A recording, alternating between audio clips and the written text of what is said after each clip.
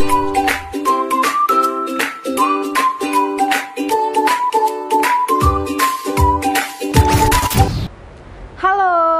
salam semangat. Jumpa lagi dengan saya Ita Kurniawati dalam video belajar bersama BTIDP. Bagaimana kabar kalian semua? Semoga selalu dalam keadaan sehat dan ceria.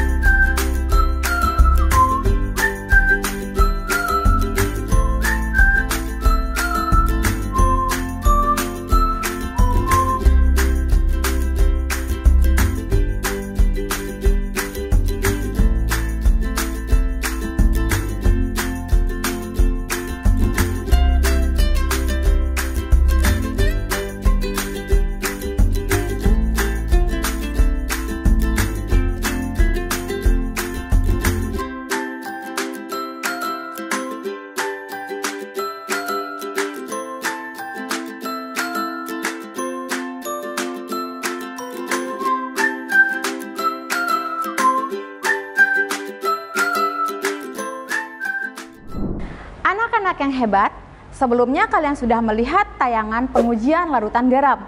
Tahukah kalian mengapa larutan garam tersebut dapat menghantarkan arus listrik sedangkan Aquades tidak? Nah, untuk penjelasannya kita akan mempelajari larutan elektrolit dan larutan non-elektrolit serta sifat yang mendasari keduanya. Baiklah, kita akan mulai membahas tentang larutan elektrolit terlebih dahulu. Larutan elektrolit adalah larutan yang mampu menghantarkan arus listrik. Hal ini terjadi karena dalam larutan elektrolit terdapat ion-ion atau elektron yang bergerak bebas. Larutan elektrolit dibagi menjadi dua, yaitu larutan elektrolit kuat dan larutan elektrolit lemah. Larutan elektrolit kuat yaitu larutan yang di dalam air terionisasi sempurna dan memiliki derajat ionisasi 1 dan memiliki daya hantar yang kuat.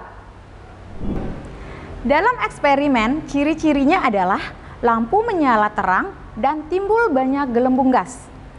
Contoh, yang pertama adalah asam kuat, seperti asam klorida, asam bromida, asam iodida, asam nitrat, asam sulfat, dan asam perklorat.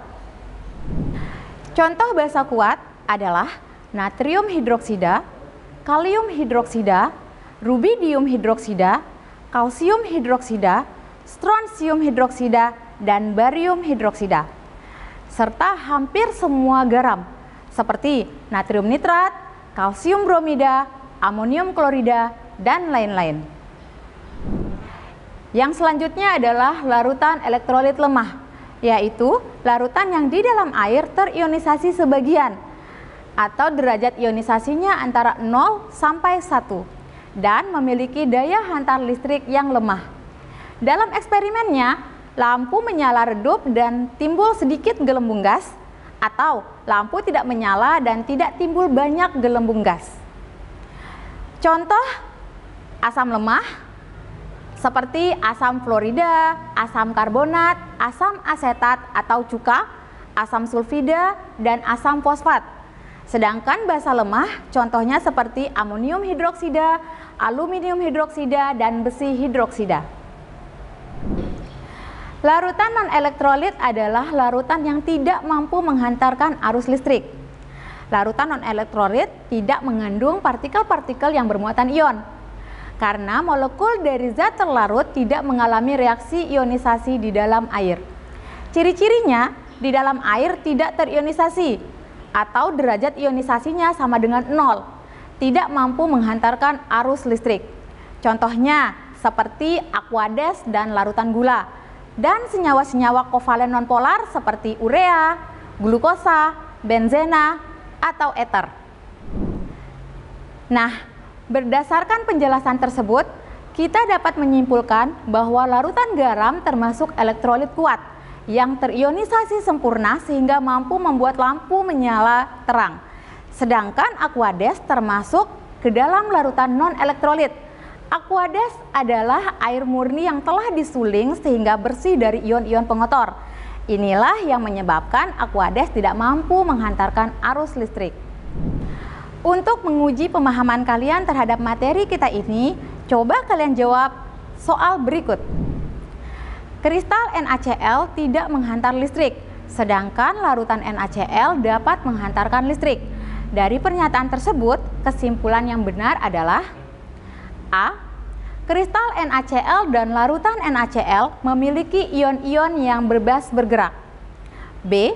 Kristal NaCl ion-ionnya tidak bebas bergerak, sedangkan larutan NaCl ion-ionnya bergerak bebas. C. NaCl merupakan senyawa ion. D. NaCl merupakan senyawa kovalen.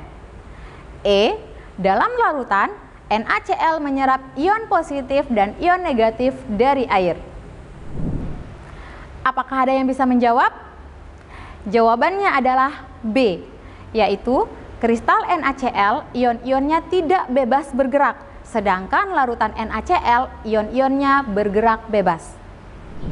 Alasannya adalah dalam bentuk padatan, kristal NaCl yang merupakan senyawa ion tidak dapat menghantarkan listrik, disebabkan karena ion-ion dalam kristal tersebut terikat kuat oleh suatu gaya elektrostatik yang disebut dengan ikatan ion. Ikatan tersebut baru putus ketika senyawa dilelehkan sehingga menjadi berwujud cair atau dilarutkan ke dalam air sehingga mengalami ionisasi. Demikian uraian materi hari ini. Kesimpulan yang bisa kita ambil adalah larutan elektrolit merupakan larutan yang mampu menghantarkan arus listrik.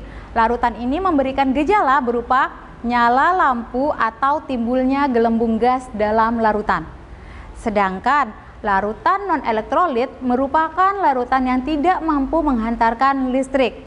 Larutan ini tidak akan memberikan gejala berupa lampu menyala atau timbulnya gelembung gas dalam larutan. Demikian pembelajaran kita hari ini. Semoga kalian dapat memahaminya dan bermanfaat.